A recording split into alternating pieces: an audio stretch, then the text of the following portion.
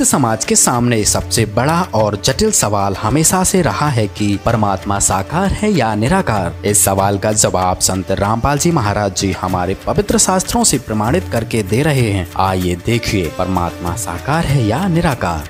परमात्मा साकार है व निराकार। ये कहते हैं कि परमात्मा निराकार है। वेद बताते हैं परमात्मा साकार है और मनुष्य दृश्य है, सशरीर है। अब देखिएगा, ऋग्वेद मंडल नंबर 1 महर्षि दानंद जी द्वारा अनुवादित है। ये देखिएगा, ये प्रथम मंडल है, महर्षि दानंद सरस्वती का अनुवादित है। अब देखिएगा 5वें अध्याय का 5वें अध्याय का प्रथम मंत्र, ये है 5वां अध्याय। इस पंचम अध्याय आरंभ है, इसके प्रथम मंत्र में, ये प्रथम मंत्र में लिखा है अग्ने तनुरसी विष्णुवे तवा सोमस्य तनुरसी। 2 बार लिखा है तनु माने शरीर। अब इन्होंने अनुवाद यहाँ गलत कर दिया। अपनी अज्ञान अनुभव को ऊपर रखने के लिए वेदों के अर्थों का भी अनर्थ कर दिया। क्या अनर्थ किया स्वामी जी ने? हे मनुष्यो, तुम लोग जैसे मैं जो हवि, अग्नि माने बिजली प्रसिद्ध रूप, अग्नि के शरीर के समान है। हम बताया ये क्या अर्थ है इसका? सारी उम्र पढ़ लियो, इसका भावार्थ भी समझ में आ जाए। कहना के चाव है यहाँ पर, क्योंकि इसने परमात्मा को निराकार सिद्ध कर रखा था अपनी अज्ञान सोच से। अब वेद बता रहे हैं अग्नि तनुरसी विष्णुत्वा सोमस्य तनुरसी। तनु माने शरीर, अग्नि माने परमेश्वर। हे परमेश्वर, आपका शरीर है। असी माने है, तनु माने शरीर। ये स्पष्ट खोज लिख रहा है, तनु माने शरीर, असी माने है। अग्नि माने हम लिख देंगे परमेश्वर, जिसका वास्तविक अर्थ बनता है अग्नि तनुरसी, परमेश्वर स शरीर है। और यहाँ देखो विष्णुवे तवा, विष्णुवे तवा सोमस्य तनुरसी। विष्णुवे माने सबका धारण पोषण करने के लिए। गीता के अध्याय नंबर 15 के श्लोक नंबर 17 में लिखा कि उत्तम पुरुषत्व अन्य परमात्मा इति उदाहरते, यह लोग तरमावी से विभर्ति अव ईश्वर है। वो सबका धारण पोषण करने वाला जो परम अक्षर ब्रह्म परमात्मा है, वो परमेश्वर, वो सबका धारण पोषण करने के लिए भी उस पर, सोमस्य माने अमर पुरुष का, तनु माने शरीर, असी माने है, तवा माने उस, विष्णुवे माने सबके धारण पोषण करने के लिए, तवा माने उस, सोमस्य माने अमर पुरुष का, तनु माने शरीर, असी माने है उस अमर पुरुष का शरीर है। यजुर्वेद अध्याय नंबर 7 के मंत्र 39 में उसमें लिखा है कि नरवत मनुष्य के तुल्य परमात्मा। ये देखिएगा, यही अनुवाद कर रहा है लेकिन गोलमोल कर रहा है। यही महर्षि दानंद सरस्वती द्वारा ही इसका अनुवाद किया गया है। 7वें अध्याय का 39वां श्लोक आपको दिखाते हैं। ये देखिएगा, ये है 7वां अध्याय यानी 7वां अध्याय और यजुर्वेद, और इसका 39वां मंत्र 39। इसमें लिखा कि महान इंद्र नरवत आ। इस दय को तय बनाते हैं, ये इसका संधि छेद करते हैं, जब इसने भी ऐसा ही किया है। नरवत महान माने सर्वोत्तम, अत्यंत पूज्य है। नरवत माने मनुष्य के तुल्य, मनुष्य के तुल्य परमात्मा है। इंद्र, हे भगवान जगदीश्वर, जिस कारण आप योगाभ्यास के ग्रहण करने योग्य हैं, ऐसे ऐसे। अब यहाँ लिखना था ए महान इंद्र, महान इंद्र नरवत, हे बड़े, महान माने बड़े, इंद्र माने परमेश्वर, नरवत मनुष्य के समान, मनुष्य के समान, मनुष्य के तुल्य आप अपना हो और अपना सब कार्य करते हो। अच्छी प्रकार सब मनुष्यों के सुख को परिपूर्ण करने के व्यवहार और परमार्थ के ज्ञान को बढ़ाने वाले 2 प्रकार के ज्ञान से संयुक्त कर, इसने तड़ंगा कर रखा है यो। बाकी हमने ये देखना है कि परमात्मा जो है वह परमेश्वर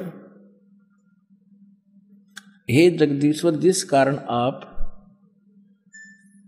योगाभ्यास से ग्रहण करने योग्य हैं, इससे अत्यंत उत्तम ऐश्वर्य के लिए हम लोग आपकी उपासना करते हैं। यह उपासना हमारे लिए कल्याण का कारण है। इससे तुमको परम ऐश्वर्य पाने के लिए हम सेवन करते हैं।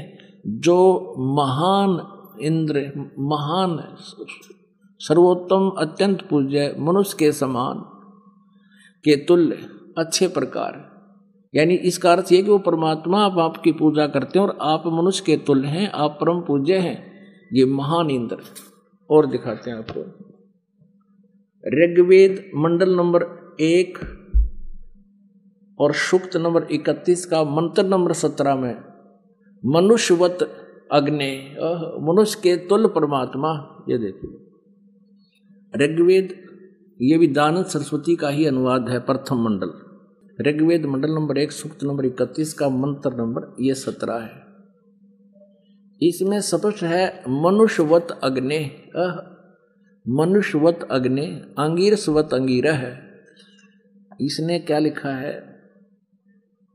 मनुष्यवत, मनुष्यों के जाने आने के समान मनुष्यवत, इसका अर्थ लिखा है ना मनुष्यवत अग्नि। अग्नि माने परमेश्वर, हम स्पष्ट कर चुके हैं। मनुष्यवत माने मनुष्य के समान, मनुष्य के तुल्य परमेश्वर। आप सर्व अंग सहित हो और प्रत्येक युग में आते हो, पूर्व भी आते रहे हो। उस पूर्व की तरह एक बार आप फिर आइए, क्योंकि आप अपने ये देखिए जैसे उत्तम पूर्वत माने पहले की तरह फिर से आइए। यह लिखना है, हे पवित्र प्राणों के समान धारण करने वाले परमेश्वर लिखना था, अध्यक्ष लिख दिया। हे पवित्र अंगिरह माने शरीर, शरीर धारण करने वाले विद्याओं से सर्वत्र व्यापक ये अग्नि माने परमेश्वर। अब पूर्ववत जैसे उत्तम पृष्ठा वाले, यहाँ देखो शरीर व्यापक प्राण वायु के सदृश राज्य क्रम बकवास के गढ़ किया है इसने। अंगिरसवत माने सह शरीर, शरीर की तरह आप जैसे आम व्यक्ति होता उस तरह शरीर धारण करते हो। इसका वास्तविक अर्थ तो ये है, ऋग्वेद मंडल नंबर 1 और सूक्त नंबर 31 मंत्र 17 का स्पष्ट अर्थ ये बनता है, हे परमेश्वर आप मनुष्य के तुल्य हैं और आप पहले भी आते रहे हैं।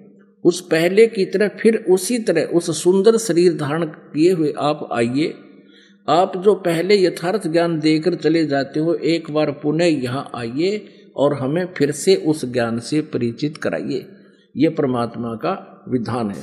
तो आपने देखा संत रामपाल जी महाराज जी ने संक्षिप्त में ये प्रमाणित किया कि परमात्मा साकार है। लेकिन एक और सवाल लोगों के जहन में अक्सर आता है कि क्या परमात्मा पाप कर्म भी काट सकता है? इस सवाल का जवाब भी संत रामपाल जी महाराज जी ने अपने सत्संगों में दिया है। देखिए, आप किसी भी संत ऋषि के पास जाइए,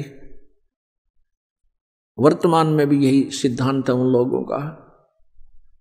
वो कह देते हैं कि देखो कर्म तो तुमने भोगना ही पड़ेगा, कर्म का दंड दुख जो है तुम्हें भोगना ही पड़ेगा, भक्ति करो आगे जीवन सुखी हो जाएगा।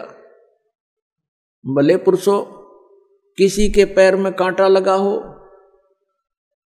और वो किसी से कहे कि देखो मेरे पैर में पीड़ा हो रही है, कांटा लग के गहरा चला गया, टूट गया, अंदर घुस गया, दिखाई नहीं दे रहा बाहर से, तो जानकार व्यक्ति देखकर बता देता है कि तेरे पैर में कांटा लगा है,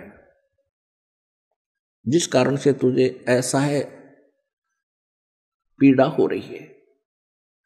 अब वो व्यक्ति ये कहे कि कांटा तो मैं निकाल नहीं सकता, कांटा तो ये निकल नहीं सकता, अब तू जूता पहन ले, आगे कांटा नहीं लगेगा, आगे कांटा नहीं लगेगा। क्या ये संभव है? कांटा लगे पैर में जूता कभी नहीं पहना जा सकता। कांटा निकले, पीड़ा नष्ट हो, फिर जूता पहनेगा वो व्यक्ति, इस डर से पहनेगा कि कहीं फिर जूता निकाल दिया और जूता ना पहना तो फिर से वो पीड़ा ना हो जाए, कांटा ना लग जाए। तो जिनके ऊपर आपत्तियां संकट आए हैं, प्रारब्ध के हों चाहे 3 ताप के हों, उनको न तो ये देवता ठीक कर सकते हैं, न श्री ब्रह्मा, श्री विष्णु, श्री शिव जी उन 3 ताप और श्राप आदि और प्रारब्ध के कर्म को ये नाश नहीं कर सकते। ना ब्रह्म कर सकता, ये सरपुरुष नहीं कर सकता, ना ये परब्रह्म कर सकता, जिसको अक्षर पुरुष कहा गीता जी अध्याय नंबर 15 के श्लोक नंबर 16 और 17 में 3 प्रभु बताए। सरपुरुष और अक्षर पुरुष भी नहीं कर सकता, केवल परम अक्षर ब्रह्म, परम अक्षर पुरुष कबीर देव आपके उस प्रारब्ध के कर्म को भी नाश कर सकता है, पाप का नाश कर सकता है। मासा घटे न तिल बधे, बिदना लिखे जो लेख, साचा सतगुरु मेट कर भाई ऊपर मार दे मेख। अब सच्चा सतगुरु यानी देखो यहां नकली सतगुरुओं की कमी नहीं, उनके पास ये जड़ी नहीं, वो पावर नहीं, और परमेश्वर भी स्वयं आते हैं, वो ऋषि संत के रूप में यहां प्रकट होते हैं, उस समय सतगुरु रूप में ही होते हैं वो, और वो हमारे प्रारब्ध के पाप का दंड का नाश करके हमें सदा के लिए सुखी कर देते हैं, फॉरएवर नष्ट कर देते हैं उस किस्मत में लिखे हुए दुख को। तुम कौन राम का जपते जापम, तात गुड नायति नु तापम। तुम किन भगवानों की भक्ति करते हो जिनसे तुम्हारे ये 3 ताप भी नष्ट नहीं हुए, तुम्हारे दुख भी दूर नहीं हुए। अपुणात्माओं वो परमात्मा कबीर देव है, कबीर साहब है। अपुणात्माओं परमात्मा की महिमा, परमात्मा के गुण पवित्र वेदों में लिखे हैं। अब जैसे कोई व्यक्ति कहे, कोई प्रश्न करता है किसी को जिसने अपने मकान के सामने बहुत बड़ा बोर्ड लगा रखा है, MBBS MS, और उससे कोई पूछता है कि क्या औषधि खाने से रोग नाश हो जाएगा, और वो सामने वाला जो इतना लंबा बोर्ड लगाए बैठा है, दुकान खोल रहा है डॉक्टर की, और वो ये कहे कि नहीं औषधि खाने से रोग नाश नहीं होता, अब सामने वाला कहेगा फिर औषधि खाने की आवश्यकता क्या है जब रोग नहीं कटे, रोग ही नहीं कटेगा। तो वो सामने वाला वो नकली डॉक्टर वैद्य जवाब क्या देवे कि औषधि खाने से रोग तो नाश नहीं होगा लेकिन पहलवान बन जाएगा। तो क्या वो डॉक्टर है? क्या वो वैद्य हो सकता है? वो तो कोई गुटी लाए बैठा है, नकली बोर्डदार है, जो ये शब्द कहेगा कि औषधि खाने से रोग नहीं कटे, और फिर वो औषधि खानी चाहिए किस लिए, क्या लाभ है कि पहलवान बन जाएगा, रोग कटे नहीं, मृत्यु हो जाए पहलवान तो बन लिया फिर। तो ऐसे यदि दूसरा उदाहरण आपको देते हैं कि जैसे किसी ने बोर्ड लगा रखा है थोक साबुन विक्रेता, और साबुन की पूरी दुकान भर रखी है उसके साबुन के टुकड़ों की, और उससे कोई पूछता है क्या साबुन कपड़े का मैल नाश कर देगा, तो वो सामने वाला दुकानदार ये कहे कि नहीं साबुन लगाना तो चाहिए पर वो कपड़े का मैल नाश नहीं करेगा। फिर सामने वाला स्वाभाविक बात है कहेगा, प्रश्न करेगा फिर साबुन प्रयोग करने का लाभ क्या? जब साबुन कपड़े का मैल नाश नहीं कर सकता तो क्या यूज है उसकी लगाने की, क्या लाभ है? और वो नकली फिर उत्तर दे कि कपड़े को मजबूत बना देगा। साबुन कपड़े का पाप मैल नाश तो नहीं कर सकता लेकिन मजबूत बना देगा। क्या वो व्यक्ति साबुन से परिचित है? इससे सीधा उसने लकड़ी के गुटके दे रखे सारे, और मूर्ख बना रहा दुनिया ने कपड़े में उसमें कागज में लपेट के, तो ये सिद्धांत था इस महर्षि दयानंद सरस्वती का, जो आर्य समाज का प्रवर्तक कहलाता है। इसको कह भी पता नहीं था वेदों का और भगवान का। अब यजुर्वेद में वो स्वयं अनुवाद कर रहा है अपने कर कमल से। और यजुर्वेद में, क्योंकि वेद जो है परमात्मा का विधान है, परमात्मा की गुण है उसके अंदर, वो ऐसा ऐसा करता है। और जिसने वेदों के विरुद्ध अपना सिद्धांत बताया है वो अज्ञानी व्यक्ति था, वो वेद ज्ञानहीन था। अब देखिए वेद इसको प्रमाणित करेंगे कि परमात्मा घोर पाप का विनाश कर देता है। ये देखिए यजुर्वेद के 8वें अध्याय का 13वां मंत्र स्पष्ट करेगा। ये 8वां अध्याय और 241 पृष्ठ पे 8वें अध्याय का 13वां श्लोक। इसमें क्या लिखा है कि देव कर्तस्य एनस्य अवदनमसि, मनुष्य कर्तस्य एनस्य अवदनमसि, पितृ कर्तस्य एनस्य अवदनमसि, आत्म कर्तस्य एनस्य अवदनमसि। एनस्य एनस्य घोर, एनस्य एनस्य माने अपराध के अपराध यानी घोर पाप के भी अवदनम। अब आपको इसका यहां दिखाते हैं 242 पृष्ठ पर इन्हीं का अनुवाद किया हुआ। ये 242 पृष्ठ पे, हे सबके उपकार करने वाले मित्र आप।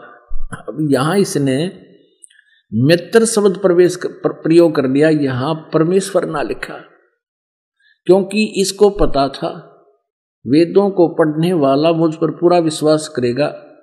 और मैंने यहां लिख दिया मित्र, तो वो ये समझेगा कि मित्र के बारे में लिखा है, भगवान के बारे में नहीं, इसलिए इसको पढ़ पढ़ा कर आगे चल पड़ेगा। आप दान देने वाले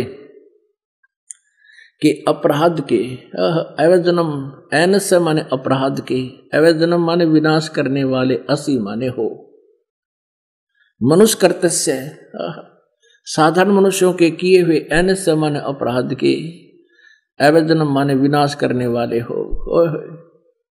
पितृ कर्तस्य पिता के किए हुए, एनस्य माने अपराध, ये अपराध ही लिखना चाहिए था, विरोधाचरण लिखा है।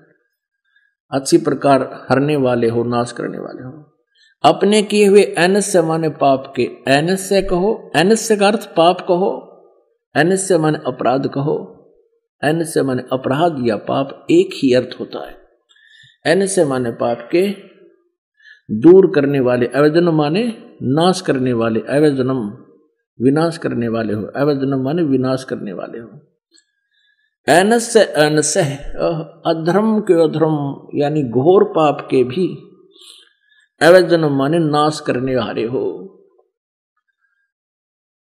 अब जानता हुआ मैं जो कुछ भी अधर्म आचरण किया करता हूं या करूं, अनजान में जो कुछ भी किया करता हूं वह करूं, उस सब एनस्य माने अपराध के, पाप के, दुष्ट आचरण के नहीं, पाप के आप अवजन माने नाश करने वाले हो।